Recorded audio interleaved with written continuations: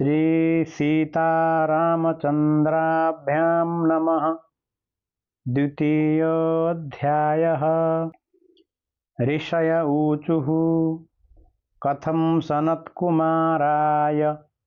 देवर्षिर्नारदो मुनिः प्रोक्तवान् सकलान् धर्मान् कथं तौ मिलिता बुभौ कस्मिन् क्षेत्रे स्थितौ तात ताबुभौ ब्रह्मवादिनौ यदुक्तं नारदेनास्मै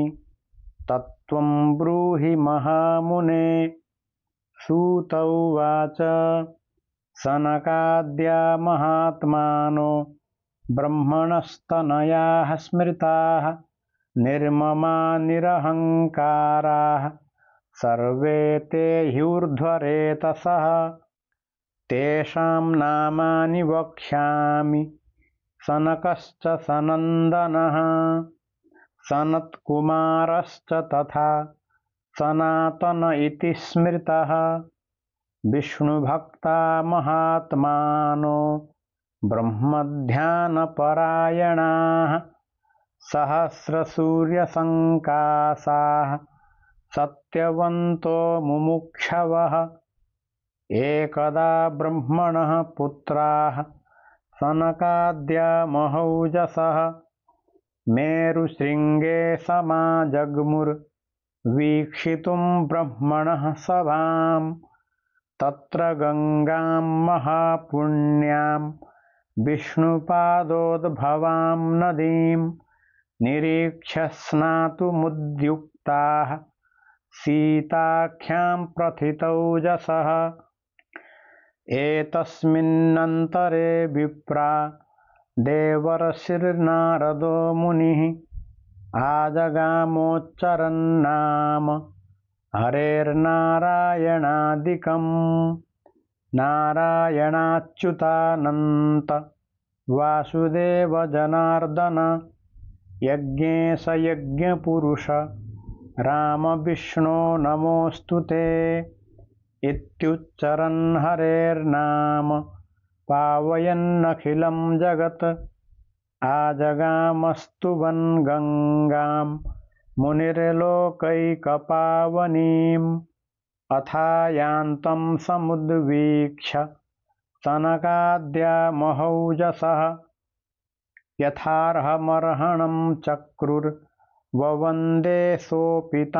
मुनीन् अथ तत्र सभामध्ये नारायणपरायणं सनत्कुमारः प्रोवाच नारदं मुनिपुङ्गवं सनत्कुमार उवाच सर्वज्ञोऽसि महाप्राज्ञ मुनीशानां च नारद हरिभक्तिपरो यस्मात् त्वत्तो नास्त्यपरोऽधिकः येनेदमखिलं जातं जगत्स्थावरजङ्गमं गङ्गापादोद्भवा यस्य कथं स ज्ञायते हरिः अनुग्राह्योऽस्मि यदि ते तत्त्वतो वक्तुमर्हसि। नारद उवाच नमः पराय देवाय परात्परतराय च परात्परनिवासाय सगुणाय गुणाय च ज्ञानाज्ञानस्वरूपाय धर्माधर्मस्वरूपिणे विद्याविद्यास्वरूपाय स्वस्वरूपाय ते नमः। यो दैत्यहन्ता नरकान्तकश्च भुजाग्रमात्रेण च धर्मगोप्ता भूभारसङ्घातविनोदकामं नमामि देवं रघुवंशदीपम् आविर्भूतश्चतुर्धायः कपिभिः परिवारितः हतवान् राक्षसानीकं रामं दाशरथिं भजे एवमादीन्यनेकानि चरितानि महात्मनः तेषां नामानि सङ्ख्यातुं शक्यन्ते नाब्दकोटिभिः महिमानं तु यन्नाम्नः पारं गन्तुं न शक्यते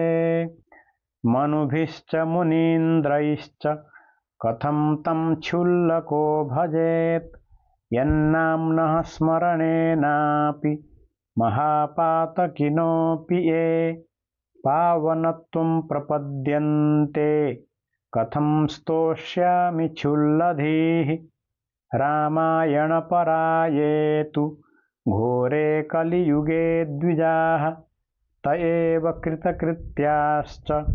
तेषां नित्यं नमोऽस्तु ते ऊर्जे मासिसिते पक्षे चैत्रे माघे तथैव च नवाह्ना किल श्रोतव्यं रामायणकथामृतं गौतमशापतः प्राप्तः सुदासो राक्षसीं तनुं रामायणप्रभावेण विमुक्तिं प्राप्तवानसौ सनत्कुमार उवाच रामायणं केन प्रोक्तं सर्वधर्मफलप्रदं प्राप्तः कथं गौतमेन सौदासो मुनिसत्तम रामायणप्रभावेण कथं भूयो विमोक्षितः अनुग्राह्योऽस्मि यदि ते तत्त्वतो वक्तुमर्हसि सर्वमेतदशेषेण मुनेनो वक्तुमर्हसि शृण्वतां वदतां चैव कथा पापविनाशिनी नारद उवाच शृणु रामायणं विप्र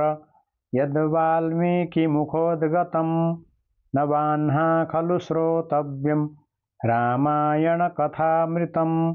आस्ते कृतयुगे विप्रो धर्मकर्मविशारदः सोमदत्त इति ख्यातो नाम्ना धर्मपरायणः विप्रस्तु गौतमाख्येन मुनिना ब्रह्मवादिना श्रावितः सर्वधर्माश्च गङ्गातीरे मनोरमे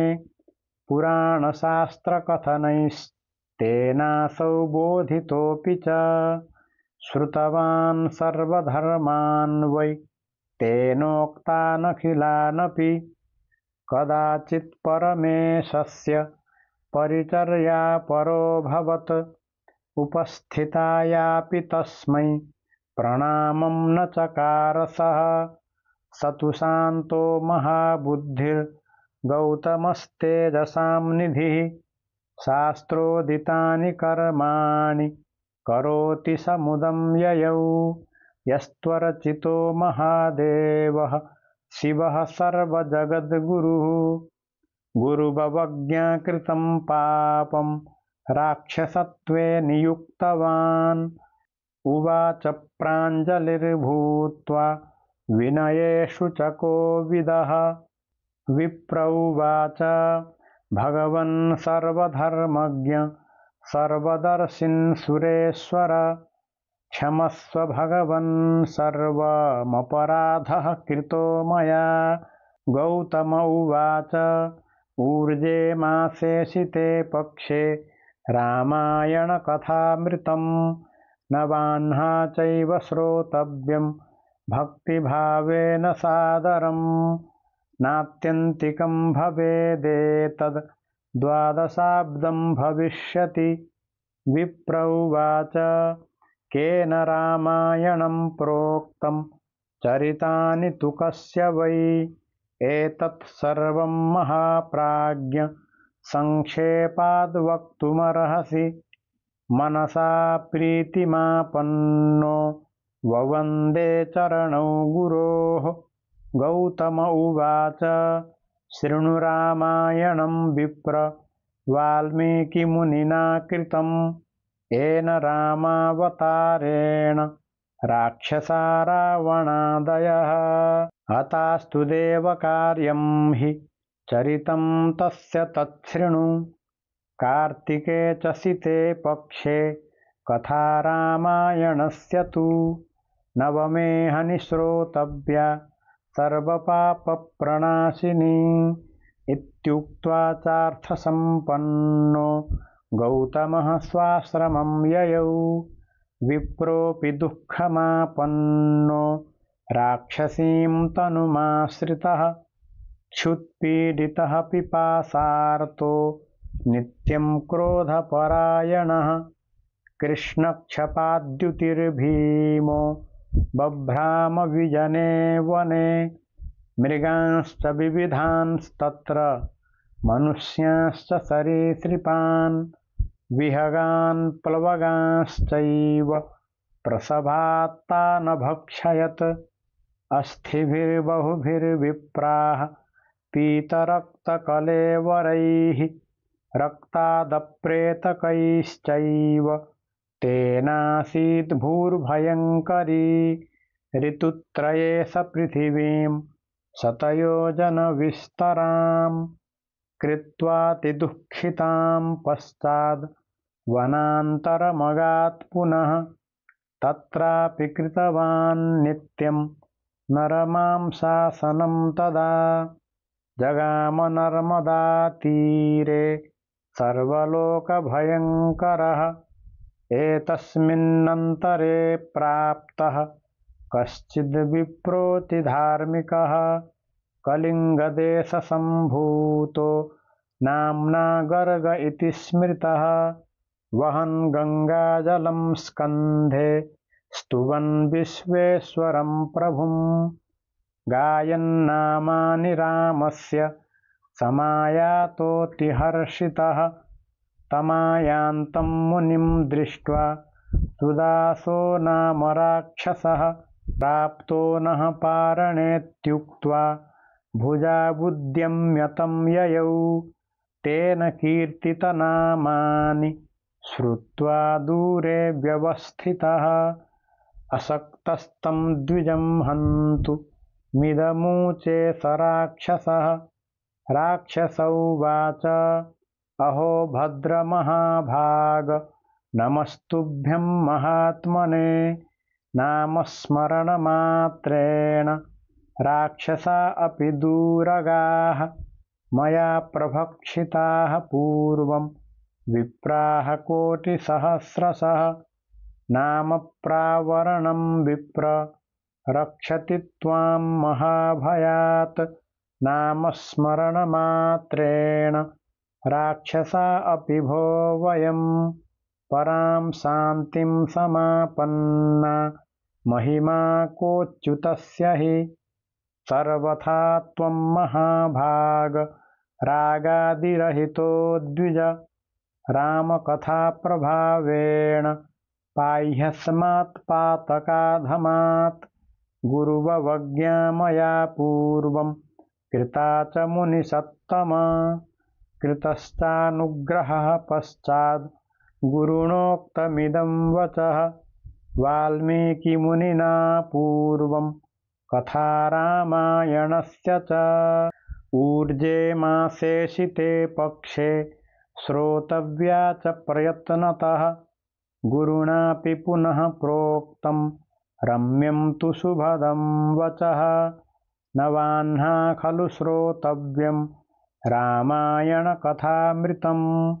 तस्माद् ब्रह्मन्महाभाग सर्वशास्त्रार्थको विद कथाश्रवणमात्रेण पाह्यस्मात् पापकर्मणः नारद उवाच ततो रामायणं ख्यातं राममाहात्म्यमुत्तमं निशम्य विस्मयाविष्टो बभूवद्विजसत्तमः ततो विप्रः कृपाविष्टो रामनामपरायणः सुदासराक्षसं नाम चेदं वाक्यमथाब्रवीत् विप्र उवाच राक्षसेन्द्रमहाभाग मतिस्ते विमलाभवत्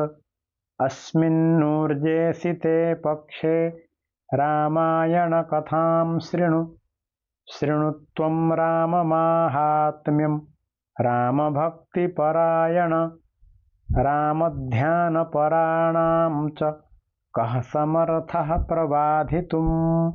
रामभक्तिपरो यत्र तत्र ब्रह्मा हरिः शिवः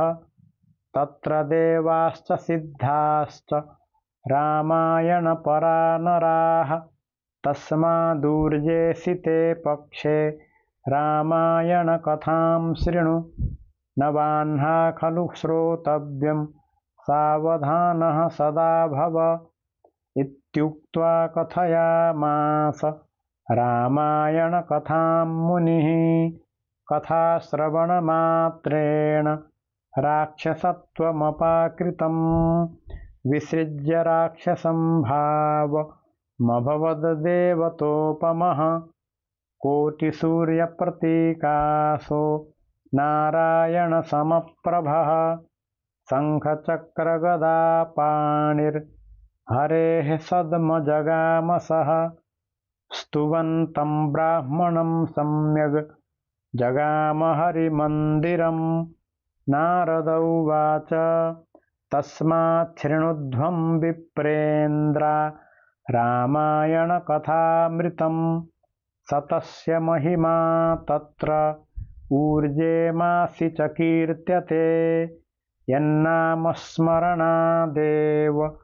महापातककोटिभिः विमुक्तः सर्वपापेभ्यो नरो याति परां गतिं रामायणेति यन्नाम सकृदप्युच्यते यदा तदैव पापनिर्मुक्तो विष्णुलोकं स गच्छति ये पठन्ति सदाख्यानं भक्त्या शृण्वन्ति ये नराः गङ्गास्नानाच्छतगुणं तेषां सञ्जायते फलम्। श्रीस्कन्दपुराणे उत्तरखण्डे नारदसनत्कुमारसंवादे रामायणमाहात्म्ये राक्षसमोक्षणं नाम द्वितीयोऽध्यायः।